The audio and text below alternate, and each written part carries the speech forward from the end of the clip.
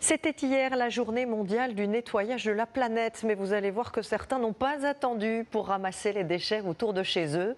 Dans une cité de Garges-les-Gonesse, une association a inventé il y a 4 ans le Clean Challenge. L'idée, défier d'autres quartiers et les pousser à faire, je cite, briller leur cité. La première édition, devenue virale sur les réseaux sociaux, avait inspiré jusqu'au Canada. Reportage Sylvie Pinatel et Jean-François Drouillet.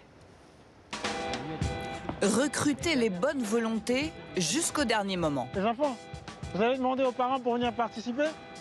Trouver les endroits les plus sales. Là, autour des bâtiments, souvent, il y a des choses qui sont jetées.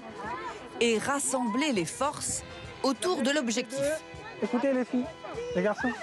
Une vingtaine d'enfants se sont inscrits pour ce Clean Challenge. On va faire 2 équipes. Un concept inventé ici à Garges-les-Gonesse, dans le Val d'Oise, qui a depuis fait le tour du monde. Ramasser un maximum de déchets et défier un autre quartier d'en faire autant, Iman et ses copains sont très motivés. J'ai 12 ans. Mamadou, j'ai 14 ans. Mickaël, j'ai 13 ans. On jette comme ça, on dit c'est rien, de toute façon il y a des millions de déchets par terre. Nous ici on peut jeter notre truc et aujourd'hui on apprend nos erreurs. L'idée c'est d'aller au-delà de cette mentalité-là, pour leur faire comprendre que c'est leur quartier, que les premiers responsables c'est aussi les habitants. Oui, en fait ils ont fait un barbecue et ils ont remis tout par terre et du coup j'ai ramassé. Sarah a 8 ans et c'est son 4e Clean Challenge. Elle aimerait convaincre ceux qui jettent de ne pas le faire. Des fois, il y a des gens qui jettent et ils font comme s'ils n'ont pas vu, ils ont jeté comme ça et ils font comme s'ils n'ont pas vu. Du coup, moi, je me dis, c'est pas juste pour la terre. Moi, je pense qu'ils avaient la flemme d'aller jusqu'à la poubelle pour jeter les choses.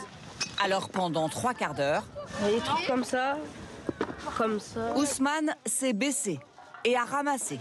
Si par exemple j'ai envie de jouer dans un terrain, le terrain il est sale, j'aurais pas envie de jouer, alors que si un jour avant on nettoie, je vais sortir, je vais jouer là-bas. En 4 ans, cette association de Garges-les-Gonesse a organisé plus d'une centaine de ces défis à travers toute la France. Et pour Lucas, ce type d'initiative en dit plus sur les quartiers que la violence de certains jeunes lors des émeutes de juin. Il y a plusieurs manières d'exprimer sa colère par rapport à ce qui nous touche, ce qui nous blesse, parce que nous, vous voyez, dans le quartier, des personnes intelligentes, il y en a. Les gens qui ont des rêves, il y en a plein dans les quartiers. Ce type d'initiative, justement, ça permet de montrer qu'on a quelque chose dans la tête. Moi, je suis convaincu que ça marche. Mais pour que ça marche sur la durée, il faut que ce soit répétitif. C'est-à-dire que si on le fait aujourd'hui et qu'on arrête de le faire pendant 1 an, 2 ans, il va y avoir du relâchement. Alors pour stimuler encore leur engagement, rien ne vaut la compétition. Du coup, vous avez envie de défier quel quartier?